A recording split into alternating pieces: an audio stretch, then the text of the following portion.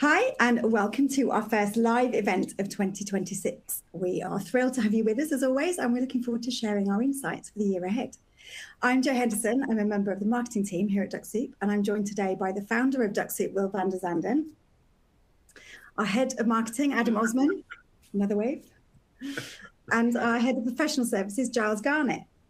If he's waving too, yes, he's waving too. Hi.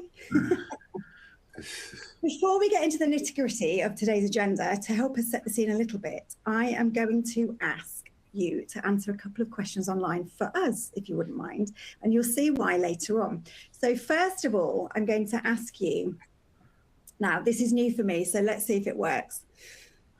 Let's push that one onto the screen. There we go. So I am going to ask you all, please, what channels do you use for lead generation? So you can tick on as many or as few as you like. And if you can select those for me in the next few seconds and then press submit, then we're going to just do a little poll and see what you've all said. So we've got cold calling, email, PPC advertising, social media, events or trade shows, webinars like this one, sponsorships, affiliates. So again, what channels do you use for lead generation? If you tick on as many or as few as you like. And I'll do a little countdown from I'll go from 10, shall we? 10, 9, 8, 7, 6, 5, 4, 3, 2, 1, just to prove I can count. Marvelous. And then I'm going to ask you to do another one as well. So the second question, I hope I've left it long enough for everyone to answer that one there. So the next question then is up on your screens. And this is the last one, I promise. So which social media channels do you use for lead generation? So which social media channels do you use at the moment for lead generation? Again, pick as many or as few as you like. We've got LinkedIn, Facebook, Instagram, TikTok, YouTube, Blue Sky, the infamous X, and WhatsApp. So if you can have a look through that, then I'll go through the question again. Which social media channels do you use for lead generation? So again, I'll do the countdown from 10. And then we will get moving on the rest of the things. So 10, 9, 8, 7, 6, 5, 4, 3, 2, and 1. There we go. Hopefully, you all got a chance to do that and submit your responses. So thanks for submitting those. Adam will enlighten you on the results a little bit later on and give you a bit of insight into why we were asking. But final bits from me before we get started and to answer a few of your immediate questions.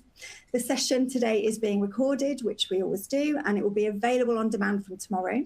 You'll be sent an email with the link when it's ready to view, so don't worry about it. You'll be notified by email. And then you can watch it back on demand if you need to. If you have any questions, there's a question box on your screen, and Giles or I will be in the background. Well, we'll both be in the background answering the questions as we go through, but we'll save the best ones to put to the team at the end. And you'll also notice there's a few buttons on your screen to make registering for things quick and easy. And in addition to that, there's also a resources window with links to lots of useful content that we'll be touching on during the session today. So on to today's agenda, which you've probably read while I've been yapping on. But first, Will's going to take you through a look at Dux-Soup's roadmap for the year ahead.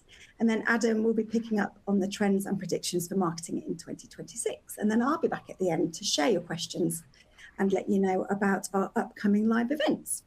Will, I'm going to hand straight over to you. Take it away. Okay, well, thank you, Jo, for the jolly intro. So yeah, well, welcome to this overview of well, what's going to happen in the coming year for Dux-Soup. My name is Will van der Zanden, and I'm the founder and also lead developer of Dux-Soup, in case you are not familiar with the name. So 2026. Well, actually, before we go to 2026, we're first going to have a quick look at what the main things or developments were of the past year. So yeah, well, I just listed here the key developments. Obviously, there's been a lot more than just what's on this list. These are the ones that for me were well, the biggest changes really in the product in the past year. So the first one here in the Dux Dash, there's a new view that shows all the contacts that you've been in touch with on LinkedIn within a campaign. So you can easily filter it, and you can also see the conversations that you're having on LinkedIn, and you can export that data as well. So you can all do that all from the dash. A lot of the data used to be within the extension, but now that's all accessible from the dashboard, and that's for Turbo and Cloud. And for the Cloud Agency Dash, we've added a whole redesign of the dashboard. The aim here is to have a one-stop shop, meaning that all your data and all the actions that you want to take to manage your campaigns for your clients is all in one place. So the major release of that was in the past year, and obviously there's a lot more coming there in the coming year as well. But that's for the next slides. Then on integrations, two main new integrations, completely new. So Slack and Teams. Excuse me. The Slack integration was a bit earlier in the year, and Teams quite late in the year. But they are quite similar in what they offer. So they bring basically all responses that you receive in LinkedIn inside Slack or in Teams, inside a channel. And then what is so amazing and unique on this integration is that it also allows anyone who is logged into Teams or Slack to read the conversation that is happening in LinkedIn and to take action and to respond inside Slack directly on behalf of whoever's profile this is. So it really makes, it brings a lot of new capabilities for how you manage your outreach in LinkedIn via Slack and Teams. So those are the new ones, and then we also have major updates on the biggest integrations. So Salesforce, HubSpot, Pipedrive, those are the big CRM integrations that we offer. And the main differences that we added here is that on the one hand, you can now actually run these integrations without requiring a Dux-Soup extension. So you can just log into the UI of HubSpot, Pipedrive, Salesforce, and you are then presented with the Dux-Soup functions in there, regardless of where you are or how you log in. And from there, you can then also take bulk actions on lists in these platforms. So, and all that without requiring you to run the Dux-Soup extension. And then on the last point here is the key updates on the extension. So as in the Chrome extension. So the new automation that we added at the end of the year was the ability to like a post. It's one of the most highly requested features on our feedback list, and it's really to increase the visibility or your visibility to your prospects inside LinkedIn by automatically liking a post that somebody did on LinkedIn. And this is actually available on all our editions. So this is on Pro, Turbo, and Cloud. And there's also been a lot of updates that hopefully you didn't notice, but LinkedIn actually had a lot of major updates, both in regular, or not both, in regular and in Sales Nav especially, but also in Recruiter. And we did, under all these under the hood changes to make sure that the extension was up to date with these changes, and basically make it possible to keep extracting the right data and running the automations. So that was the main events in terms of functionality, and obviously that's not on this list, but last year was also our 10th anniversary, which is not a feature, but it's just a big event. So that's the 2025. Now, before I go to 2026, I have a nice, actually, little bridging slide here. This is a quote from one of our customers about our new Teams integration.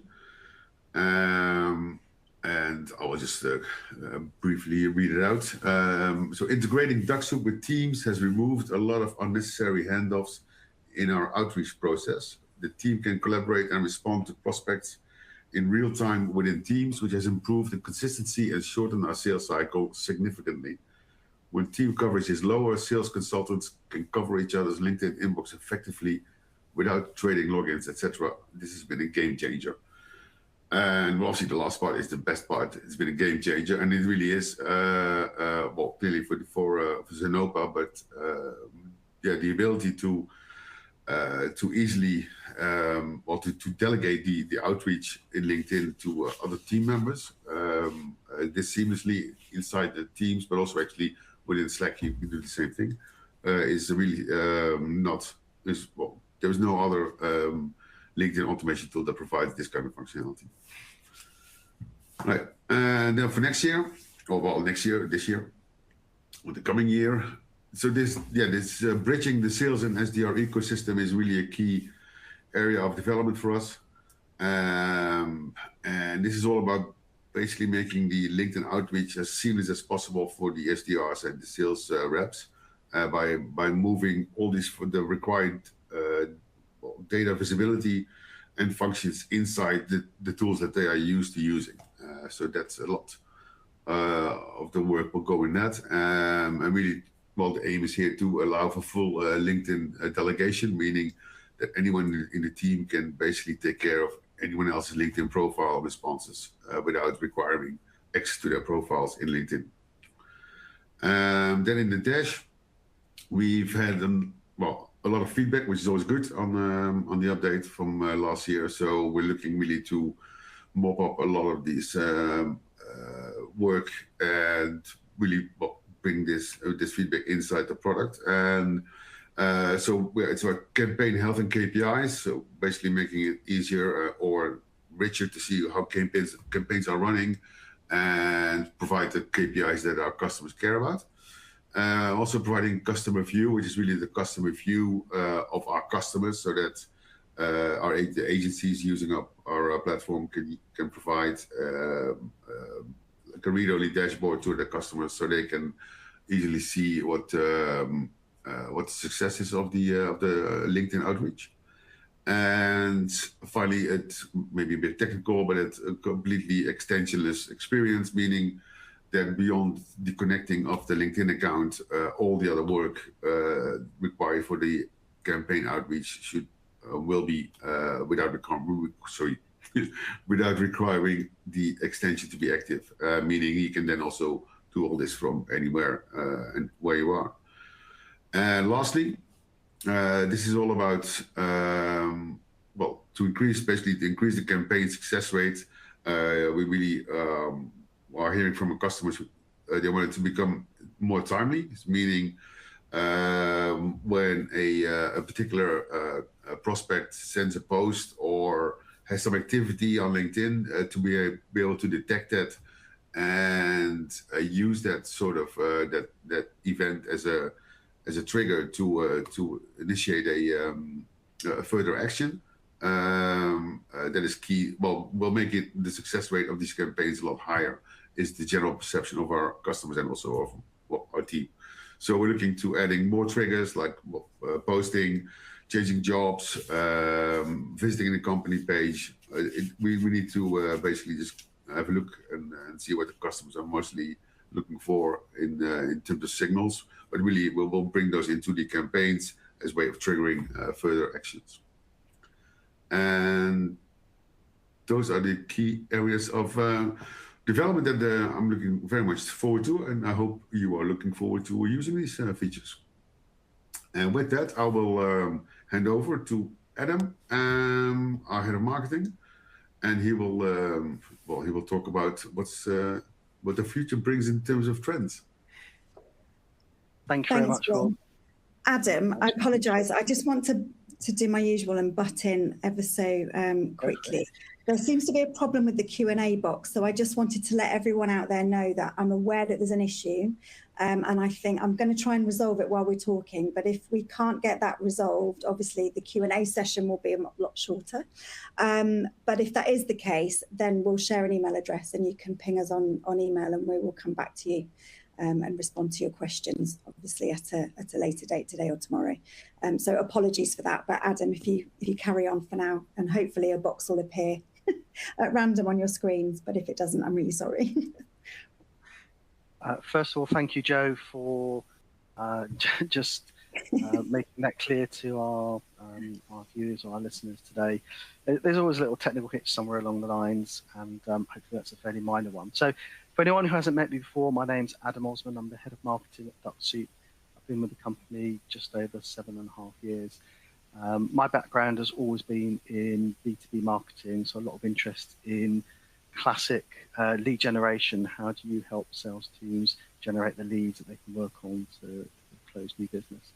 And what's always happened in marketing is it's evolving, and we've really got a changing face of marketing, which is, I think the speed is evolving at an increasingly rapid rate.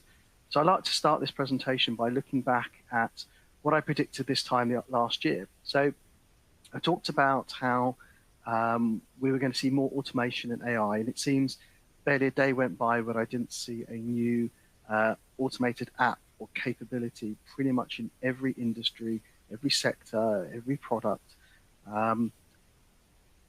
There was a bigger focus on authenticity. With AI and generative AI, it has never been easier to create content, but I think there's been a bit of a backlash really against, I think, what some people called AI slop.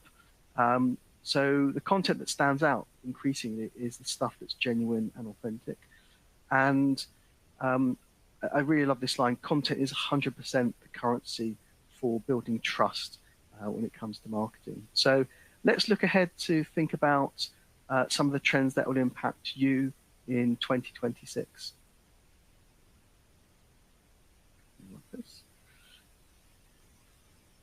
One of the key things that's happening is that buyers are increasingly turning to what we call online sources of truth before they even engage with a supplier or a vendor.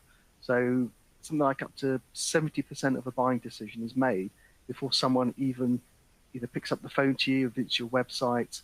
And that's huge now. So these trends, I think, are really going to have quite a strong impact. And if you don't adapt, I think a lot of companies are going to start to feel quite a big impact sooner rather than later. So briefly, the 4 key trends are how self-service is changing the sales process, the move to what we're calling a zero-click world.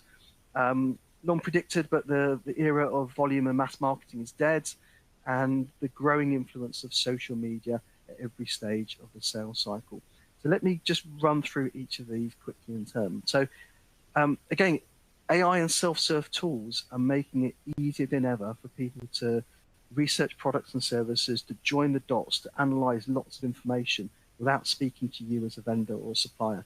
And they do this long before they follow your CTA, your call to action. So the way to win now is increasingly to show value up front.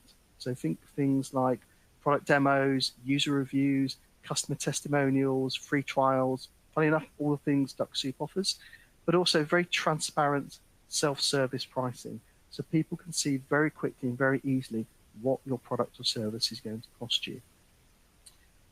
Fundamentally, buyers want proof rather than vendor sales and marketing promises. So the impact on your LinkedIn outreach is your outreach has to leverage those points of trust, those independent points of trust, rather than just be full of sales and marketing promises. So if you traditionally lead with a heavy product or service message, you might want to test using more of your assets around testimonials, customer reviews, etc., to help really move with that evolving trend. The second one on the screen is the move to a zero-click world, and it's something I've actually spent quite a bit of time reading up about recently. So the growth of AI within traditional search has really changed the whole nature of how people search for and receive and consume information. So it's estimated now that something like 60% of all internet searches do not end with a click to a website. So traditionally, I go into Google, I type in, one of the top roofing companies in Reading, and I'll go down the list and figure out which ones I want to click on. I'll look at the websites. Now, AI tells you the top 3 roofing companies in Reading, or the top 3 solicitors in Reading, are X, Y, and Z. And then I can go straight to those companies without clicking and looking at anywhere else. So what does that mean for us as vendors or suppliers? We're going to see traffic loss. I've read a lot about people complaining that their organic traffic to their website is dropping quite significantly over the last 6 or 7 months. If you have a loss of traffic, that means maybe a loss of awareness and potentially a loss of leads coming into the business. And ultimately, if it's not addressed, there could be an impact on revenue. So you really need to be, your company needs to be in those search results. And how do you do that? Well, you need to have a presence in the sources of information that the different AI engines are drawing their information from and what they're being trained on. So different engines use different sources in different ways. So ChatGPT or Gemini or Perplexity, they are drawing their answers or the information to create those answers from different places. But increasingly, it's not just vendor websites. They're looking at places like review sites, G2, Trustpilot, or user-generated content on Reddit, on Wikipedia, YouTube, Facebook, even Forbes.com, although it's a B2B publication, it has a pay-to-play model. And increasingly, we're seeing that come up in the citations within the search results. Lots of other places like maybe analysts like Gartner or Capterra. So you have to have a presence within these sources. And if you don't, there's a risk you won't come up in those AI search results. So what is the impact going to be specifically on your LinkedIn outreach? Well, when a prospect sees your messages on LinkedIn, they might start seeing, looking to see where your company, where your products are mentioned online. So the analogy would be, if you're booking a restaurant these days, pretty much everyone would look at online reviews before they book a table. But they might also check to see that you're going to come up when they do an AI search. So am I within the top 3 cleaning companies in Reading, or whatever the search term happens to be? So you can't rely solely on your website or your lead magnet anymore as just the only destinations or the steps on the pathway that you want your prospects to take. So what we might see within the LinkedIn outreach context is the performance of your campaigns might actually start to be influenced by things like the quality and the number of reviews that you've got, and how visible you are within these trusted ecosystems that I talked about, as well as the content or the quality of the message. Right, I'm just going to take a quick break there. Just wondering, Joe, can you still see me on the screen?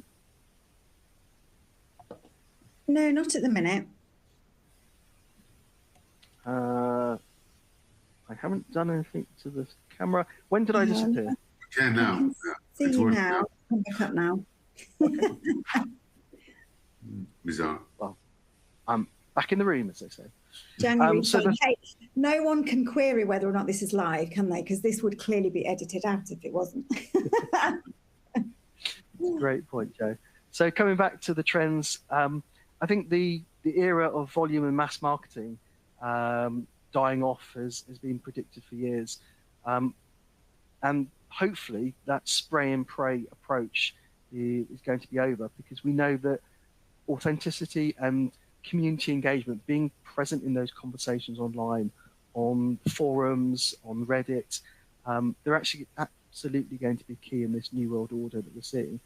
And I saw a nice piece of research from HubSpot again that said the most successful teams, the most successful sales teams, are ones that practice value-first selling. So they lead with insights, they lead with authenticity, they lead with building trust. So even though AI is this fantastic tool that people are using to help shortcut a lot of the legwork when it comes to evaluating products, it will never replace fully the human element, because we still trust human relationships over vendor technology.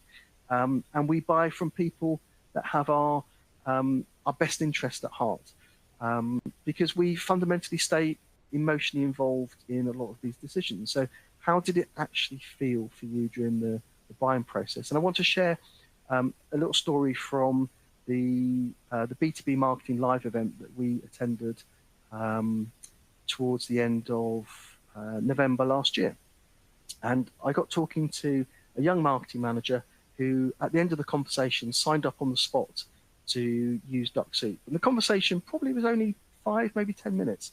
But looking back, I realized I didn't actually talk about Dux-Soup in any great depth at all. I started the conversation by just asking, what are your challenges? And she said, well, we need to find new ways to bring leads into the building. I said, well, what does it look like now? She said, well, I work with a lot of technical people, so they generate a lot of technical content. I said, but you then need to translate that into easily understandable messages that the market will understand. She was like, absolutely. And she said, we work with a lot of salespeople who want leads. All they want is leads. I said, so they want leads from marketing, but what are they like when it comes to doing what marketing wants? So can you post this on LinkedIn? Can you share and comment and amplify some of these posts? And she just said, no, it's really hard to get them to do that. So I think I sort of unknowingly built empathy and trust quite early on in the conversation. But then I barely talked about Dux-Soup. What instead I did is I thought about how can I explain what good looks like. So I used the example from HG Insights. Anyone who's heard me present knows I almost always mention this case study, which is on the Dux-Soup website for HG Insights. I talked about how they build data and how they use things like profile visits and automated campaigns to act as such soft touch points, both before sending a connection request and once it's been accepted, before they get into the messaging cycle itself. And I talked about how messaging really should take a curiosity-based approach, which is a phrase I know our head of sales has used a lot. Be curious about people and ask questions rather than going straight in with a sales message that you want to get across. And I think because I didn't go in with a heavy product message and Dux-Soup is amazing at doing this and Dux-Soup will solve your problems here, she made up her own mind that actually this was a good product that she wanted to introduce to help her generate more leads within her pipeline. And then the final trend I think we'll see affecting us all in 2026 is this growth of social media at every stage of the sales cycle. I always think social media, I think LinkedIn, but that's not always the case depending on if you're in B2B, the particular market you're in, or even B2C. But again, a nice bit of research I think I saw from HubSpot and Reddit is where social media is reshaping B2B engagement. And it showed that the best leads, the ones that have the best response rates and the highest quality, the sales teams are the ones that are generated from social media, even greater than other channels such as email or cold calling. So whilst we're talking about trends and challenges, let's see if the technology works. If we can bring up the results from the poll that we ran earlier. So the results are in, as they say, Joe. The technology works. So let's see. 82% said email. That's fantastic. I'm struggling to see my. Can I switch to this? Make it a bit bigger. Do you want me to call them out? Let me just quickly scroll down the list. That's what we're looking for. Social media, 79%. So email, 82%. Social media, 79%. Events and trade shows, almost 50%. And then a smattering of other type of channels. So the reason we asked you to do this today is I wanted to see how it would compare to a survey I ran at the B2B events last year. So we had 244 people completed a survey for me, and we asked exactly the same question. What channels do you use for lead generation? Unsurprisingly, email was top, which I think reflects the poll that we've had today.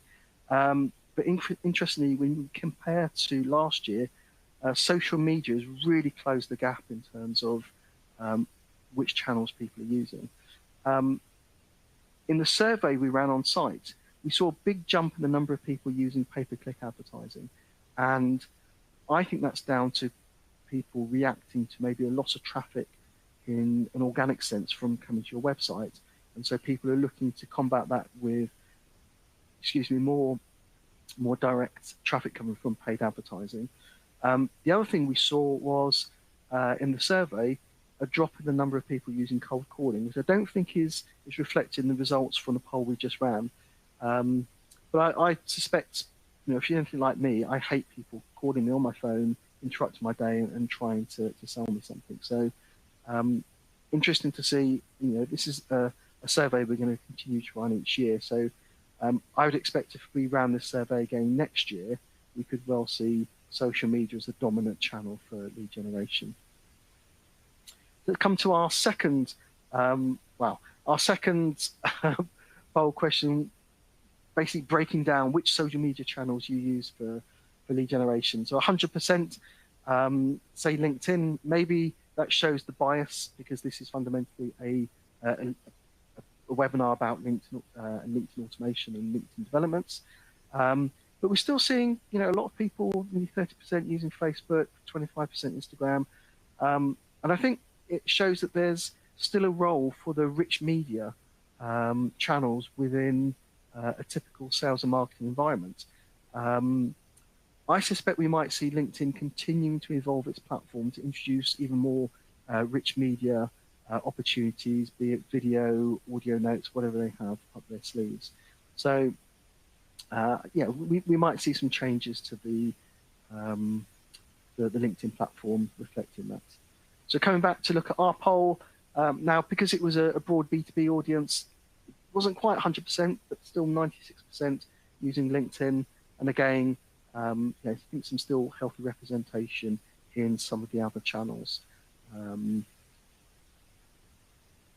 What impacts that have on you? Well, I think it shows that LinkedIn workflows are still heavily embedded in a lot of different lead generation workflows that people are using today. And then the final question I want to touch on today is, how often do you use LinkedIn? I wanted to get a sense for the frequency. So over 40% use it daily, 32% use it weekly. When we looked at it compared to last year, there was a little bit of shift away from daily to weekly. So I wonder if that's reflective of the quality over quantity approach that I touched on earlier. So the results for the survey that we carried out are actually available in a bit more of an extensive write-up and analysis.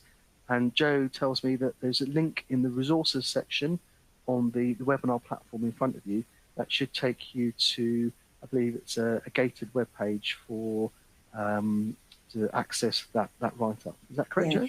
Actually, yeah, you're all right apart from the gated bit. So it's not currently gated. So everyone watching this can see it at the moment, which is good. Okay, so if you click on that link, you'll go straight in to the trend results. And that's really, what I wanted to do with that report is really take a snapshot of people's attitudes and opinions to the state of lead generation and LinkedIn. And I think it's got some really interesting insights in there. So what does this all tell us? What does this all mean? Well, I think we know that companies still need to take an integrated approach to their marketing. So combining multiple channels, but also within the marketing stack, if you're looking at LinkedIn, as Will touched on earlier, I quite like the way in which the developments within the product are going. So it's bringing a lot of that automation outreach work within the environments that people are using on a day-to-day basis, be they CRM systems or comm systems like Slack and Teams. So no dipping in and out of different platforms to get work done. So I think that's something we should probably see a bit more of. I think the challenge for all of us within the market is, how do we adapt to the trends I've just talked about? And one of our customers put it quite nicely, I think. She said, how can I balance automation with human-led engagement? So it's not trying to rely on AI to write all your messaging and your campaign for you.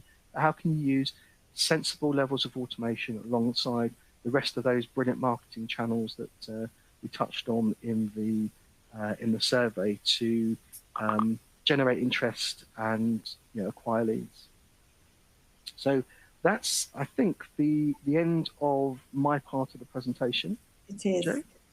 It's me now. Look, I get to talk a little bit more. I just wanted to update everyone on our live event program. So I've changed the, I've always used to talk about a webinar series, but actually it isn't really just a webinar series anymore.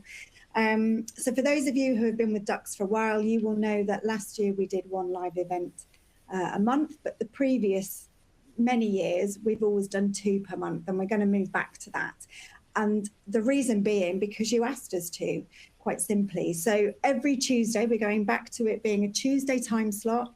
It'll be 4 p.m. GMT, 8 a.m. PST, 11 EST. So you can put that in your diaries every 2 weeks, starting from the 10th of February.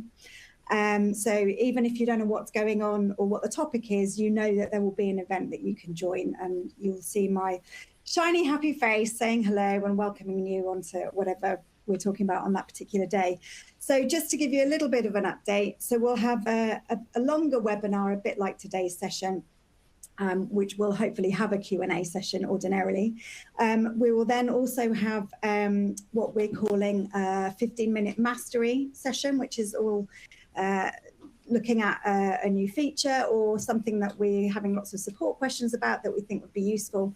And that would be just a quick 15-minute demo from myself or Giles, taking you through how to do something super simple. And then at the end of that 15 minutes, you can go back to your day, or you can choose to stay on for a further 15 minutes if you have any questions that you want answered. And we will be there answering the questions at that point. And then we will also have guest webinars. So we'll just rotate them round. There'll be one after the other. It will follow the same sequence. And as much as I can do, I'll put multiple webinars or multiple live events up on the webinar page so you can see what's coming. So just on the screen there, you can see the 10th of February, we've got auto-liking LinkedIn posts. The 24th of February will be a get started with your free Dux-Soup trial. And the 10th of March will be a guest webinar with Ben Scott from Scale Easy. And that's where we're up to at the moment. So if you click on the, there's a button on there, register for the next live event. That's on your screens at the moment, and that will register you for the auto liking session, which is the first of our 15-minute mastery series. So yeah, so I'm really excited about that. We're like up in the ante. So yeah, join in, see what it's all about. So ordinarily this would be time for questions, but as the questions box isn't working, no one can ask any. So if you do have any questions that you really want to pose to us, if you can email our support team, so that's info@dux-soup.com, they will pass on the question to the relevant person and we will answer you as best we can do. In the meantime, I am going to ask a few questions myself, because knowing the audience as I do, I know the kind of questions that some of you will be interested in. So I'm going to firstly ask Will, if I may, about integrations, because we always get asked this. Are you going to integrate with Zoho this year? Is it going to be another one? Is it going to be this? Is it going to be that? Can you give us any insights on any that you're thinking about integrating with? Or is it, have we not got to that yet? Or is it a secret and you can't tell us?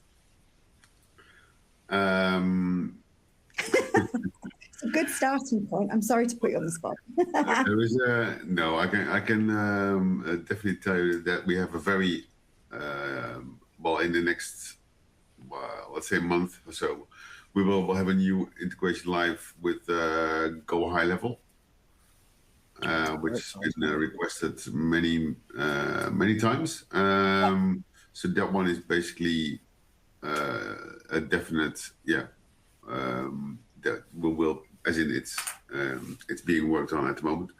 Nice. And then apart from all the integrations, as I've explained or talked about in the presentation, we're really looking to bring the LinkedIn outreach capabilities and visibility closer to the SDR workflow, and so we're really looking into extending and making the integrations that we have more in line with these workflows. So I think we'll probably see a lot more, not just from a user interaction and data presentation, but also the capabilities around tying in the workflow capabilities of these systems with Dux-Soup, for example, triggering workflows or having custom Dux-Soup actions inside that you can build and use inside your workflows. So your workflows inside the CRMs or outreach systems. And then, well, then more specific CRMs apart from Go High Level, I can't really promise anything, but just, yeah, we are very much have a listening ear to our customers, and there are a whole bunch of names. So is one, outreach is one. Yeah, there's quite a few that have been demanded a lot, but the only one I can really commit to at the moment is Go High Level. Yeah, which is great because, I mean, we were discussing this at this time last year and it was very much a request from users. So it's really nice I think it's really nice for the users to see that actually you're responding to their requests. So that's exciting. So there'll be a live event on that coming up, I suspect, very soon as well then. I'll pop it in the diary. Definitely should. Now, another question that actually this has come from me, but I know that others will be very interested, is Adam talked about using video as part of the kind of adding video notes and things like that. People are using that a lot at the moment. Is there any thoughts on adding that into our Dux-Soup campaign? Well, generally, we are looking into adding more personalized content generated using AI, or at least personalized using AI, maybe not generated, but at least having the personalization with AI in there. And then, yeah, some of that would, from an experimentation perspective, would be worth looking into what's possible with video. But yeah, I'm skeptical to see that this year already, to be honest. Okay. But it is something that we are keeping an eye on to see what the possibilities are there within the platform. Okay, thank you. I think that's all that I had. Adam, have you got anything that you're?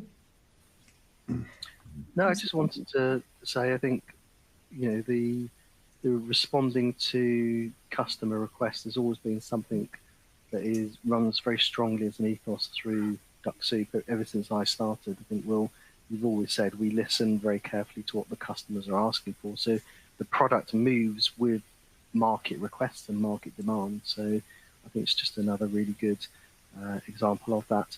I think the one question I know when I was chatting about this, the content of this presentation with a friend of mine, and he was just asking about this impact of AI search. And it's a really, really broad area. There's a ton of information out there, some of it conflicting. But basically, if you're not thinking about how AI search is impacting that side of your business, then I think you're missing a trick. And it's very much something, Dux-Soup, we're looking at how we can, again, influence these trusted ecosystems, how we can be present in those AI answers better. That's something I'll be looking at over the next quarter. And maybe this time next year, I were to share, what were the positive results from investing time and effort in that initiative. Awesome. Thank you. So thank you. I'm going to say thanks to Will, and thanks to Adam, and thanks to Giles for being in the background. Although you didn't get to say an awful lot today, but you'll be back with a vengeance on the 10th because I'm going to make you. So just to remind everybody then, let's get that slide up on there. So our next session then is on the 10th of February. So that's the first in our new series, 15-minute mastery. So we're going to be tackling the newest feature, which is auto-liking LinkedIn posts. Following that one, on the 24th of February, we'll be doing a Get Started with Your Free Dux-Soup trial. So that's potentially for new users. So if you know of anybody who might be interested in having a free trial, getting on with a free trial, and they want a bit of insight into how to get themselves started, then that's perfect. So send the link on, let them know, and that's in just under a month's time. Hopefully, many of you already know, but we always like to give a cap away if anyone leaves us a nice review. So in the resources section is a link to G2 review pages. So if you leave a review with today's date, that's the word I was looking for, then we'll know that you've seen the webinar and we will send you a cap. And just to let everybody know, oh, I've jumped on one too many, about our support services. I'm sure you've heard me wang on about this many a time, but just to remind you all, Giles and Scott are available for booster sessions, whether that's just a one-to-one session or whether it's to book a pack of a few sessions to get you up and running or to get yourselves through something that you can't get your head around, then it's always good to speak to them. And I think that's all from us at this moment in time. I'd just like to say a big thank you to everyone. Apologies about the Q&A aspect. It's a real shame. It also means you've had to hear more from me than anyone wanted to do. But as I said, if you want to send anything to us, any specific questions, then info@dux-soup.com is the email address. And this session has been recorded and it will be available to you tomorrow on demand, so you can have another look through. And that also means that all the content that is in that resource section will also stay live. So you don't need to try and download anything. I should have said that at the beginning, but it will be live so you can come back to it and have a look another time. And for that, I will say goodbye. I'll see you all in a couple of weeks. Bye. Thanks, Phil. We'll see you next year. Thanks, everyone. Thank you. Cheers, Adam. Take care, everyone. Bye.